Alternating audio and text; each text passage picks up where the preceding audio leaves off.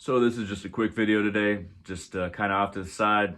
Not a super serious one, but we do want to talk about one thing. And, well, we started this conversation with me thinking that I was against various different beings. Then I realized I'm not really against different beings. I'm against the paths that human beings say that lead to these beings, or the nature of these beings. And really it being kind of like an edgelord or edgy kind of competition between various interpretations of paths, between various interpretations of beings and their natures. But yeah, Gary, what do you think? So, like we were talking about, it's not necessarily, we can go as far as Satan or Lucifer. It's not necessarily Satan or Lucifer, but people who think that they can expound upon Satan or Lucifer in a certain way where it's just like they're just trying to push the boundaries, or they don't really care about that being or care about connecting to that being or reaching out to that being or what that means or even the enlightenment that it brings. They more care about just feeling like they can push the boundaries, social boundaries. Does that make sense? It makes sense entirely in the aspect that, Satan being the adversary of the main church. And I've noticed that with a lot of these people that you speak of, they were either grown up and raised by abusive parents, maybe, or Bible bashing parents, for that matter. So they grew up with a natural rebellion streak. Okay, so it's almost like the rebellion against their parents, not necessarily trying to connect to this being. Right, and they connected their parent as maybe their parent was a piece of shit. Okay, and beat them. Fucking. That kind of shit happens a lot. And they wanted to be adversary to that they parental figure. Blame the god of that individual for sure. Especially, if they're like a preacher or something like that, Yes, I've always felt that way about Southern Baptists. So it's like any kind of love is taken out, and you're just supposed to be afraid of what God can do to you. And it's weird. It's weird how it's fetishized. But so it feels the same way with some Satanists as well. It's like, oh yeah, Lucifer's so bad or Satan's so bad. I just love it so much, and then I think it's just like drippy. Lens. Yeah, that's their own lens and their own conceived notions of this being, because Lucifer, light bringer, or Halel, the original like dawn bringer. How's it pronounced? Halel. Yeah, Halel. Is that Hebrew or is that? Yeah, that's Hebrew. Yeah, for dawn bringer. But it's originally just like the bringing of light, or the lighting of Venus. So they considered it the false light because it rose before the sun. So, interesting. Oh, so he's associated with Venus, because I had no idea. He can be, but it's I don't know. Yeah, I know that these are the things that I've read, and this is what has come down. But as far as the nature of it, Lucifer, light bringing, dawn bringer, that's basically the gist of it. Mm-hmm. And even in the passage, I think I forgot which one. Isaiah, something. How you have fallen from the sky, like a shooting star or something, so basically fallen from heaven in the form of a shooting star. So you feel like, so it's almost like he fell and became closer to this realm. Yeah, that's how I would perceive it. Yeah. But I don't know. I really don't. And there's all this contention of like, what is there a separation between Lucifer and Satan? Is because I've heard some people say that Lucifer is what Satan used to be called, and now they're the same being, but now he's Satan. I heard that recently. But then I hear a lot of different people saying Satan and Lucifer are completely different beings. Which I feel like they are, but I don't know. I don't. That's not my area of expertise. Yeah. So, do you feel like they're different beings? I would say, speaking to both of them, mm-hmm. I consider separately. I consider Satan to be Samael. Mm-hmm. A very Mars-like energy, old traditional Kabbalist, Hermetic way of putting it. But Samael is also the poison of God. So, but I sense a very different energy from Samael versus Lucifer. Mm-hmm. Okay, but I don't want to get too much into my praxis of it, because then I'm gonna get into the very thing we're trying to talk about. Yeah. It's not about me. This is Yeah, it gets so, I feel it delineates in so many different ways, especially because it feels like there's so many different traditions being reconstructed now. Because like for I don't know, there's it's almost like pagans or Luciferians or Satanists. It's always been like smaller enclaves, but the last 30 to 40 maybe 50 years, there's been like a resurgence of interest and also practice and connection because it's honestly easier to do it now and freer. Because like it's way easier to do it now societally than it was like 50 years ago, where you really had to hide that shit. And this is what we were talking about before we started. Yeah. Is the original Baal Canaanite deity was a fertility god to bring to bring crops, to bring rain into the land and things like that. It depends. Same for Moloch too. See, I mean, there were multiple Baal bearers. But then we had the romanticizing and the edginess of people bringing in the destruction and the storm rather than the fertility part of it. Right. And I mean, then I think it just became like a bashing of heads when monotheism came in and just tried to take over and wipe out all the Baal cult because they were trying to establish monotheism in their name of Yahweh. And I mean, Yahweh was even originally a Canaanite deity that was paired with Asherah, and then they completely wiped that out too because again monotheism, and then they wanted to bring in it's basically, dude, politics and religion were the same thing. They were intertwined. As far as we know. Yeah, we don't know shit. All we know is what we've been told and what we read. Yeah. We didn't live back then. It feels like Yahweh, like I said earlier, is like an Indra equivalent. And then his name kind of like got blown up, and then all these other Hebrew names were just associated with him. It's almost like this weird game of politics, like you said, was played back then, and certain names were favored for the one God, and then other names were like, okay, we can easily demonize that, or we want to demonize that because they were political opponents. Like, for instance, like even the Romans before Christianity, they kind of demonized the Baal of the Canaanites, which that was one Baal, which Baal means Lord, and I think I can't remember what language it was, but Baal means Lord. But that particular god, and they talked about how there was this huge bronze statue that had a hand attached to it that they would put babies in, and then they would kind of push them into the furnace stomach. But in fairness to the Canaanites, the Romans did a lot of, they wrote way more records and they wrote a lot of histories that they got to write and the Canaanites didn't, because they got, not Canaanites, the Carthaginians got basically destroyed and their city completely destroyed. So all the written records, not Canaanites, Carthaginians, their city was completely destroyed and the entire population enslaved. So it was pretty easy for the Romans, even Roman pagans, to go in and, be like, yeah, this is what they did, and it was awful. So that was even like pre-Christian kind of propaganda.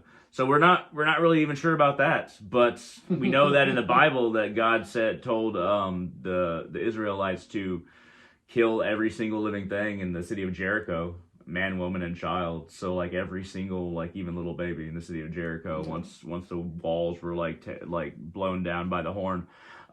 So where's the line between human sacrifice versus, oh, God's just saying that every living thing has to die, even babies? It's so weird that we have this line of human sacrifice or some kind of sacrifice when if God tells you to kill every single thing and every living baby, he's a war god. Yeah, and that's why they equivalent him with Satan. And isn't that a sacrifice? So isn't even by Christians' own book, didn't the God accept sacrifice of even children or babies? So I mean, yeah. So it's weird that we have these various words that we attach to incidents based on what we want to say about them. And to me, it's all led by man. Yeah. And what they in turn interpret those words and their meanings to bring forth their life.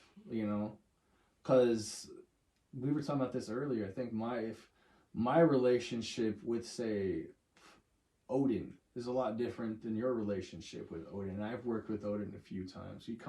Because I think it's in my blood too, to be honest with you. But as far as that makes sense. Makes sense. He likes to drink. I know that. He likes to drink. Thor does too, for sure. Right. So I mean, it's how are we going to interpret these words that are handed to us and then bring them into action on a day-to-day life? Because I could literally sit here and say, well, Odin told me to kill that motherfucker. Mm-hmm. Well, who's the one that did it? So you take no accountability for your own actions, and you're saying Odin did that through your hands. So you're basically a piece of shit that has no willpower of their own. It really makes you wonder, like, how much of these written texts are people just trying to cover up for their misdeeds or like what just they wanted like to do. The satanic panic of the 80s, bro. Satan made me do it. The devil made me do it. There's one thing, like, if I'm to give any credit here to Lucifer, he says, man will always be dumb, and like point the finger at a scapegoat because they want to escape their own responsibilities. And that's straight from the words of like Lucifer. And I'm just like, well, that makes plenty sense. I mean, it makes sense because the scapegoat comes from that goat that the Hebrews, the Israelites send. You know, they send one goat out to Azazel to carry the sins of their people, and then sacrifice it to Azazel, and then one goat for. By the way, a lot of these things aren't really explained as to why they do these things. So like, it's so pagan and so strange, and then they say like, oh yeah, we did this, but like, there's not a lot of explanation why. I even looked up. You know, Star of David, for instance. I was like curious about like what does the Star of David mean, and it basically say, you know, there's no actual interpretation that is like canon where David explained what the star meant, but you know, for later rabbis or later spiritual people, whatever they call them, and for the Israelites and Hebrew people, said that, you know, it means that, you know, God protects you in every direction because you have north, south, east, west, and up, down, and then. I looked at it for a while. I'm like, hold on. So they're saying one, God is one, and there's two triangles, one going up, one going down, and they're joined. That's the masculine and feminine sides of God that are making a Shatkona. So Shakti Shiva creating a Shatkona, which is a combination of the two triangles, which means they're combining the two sides of God, which is masculine and feminine, being one God.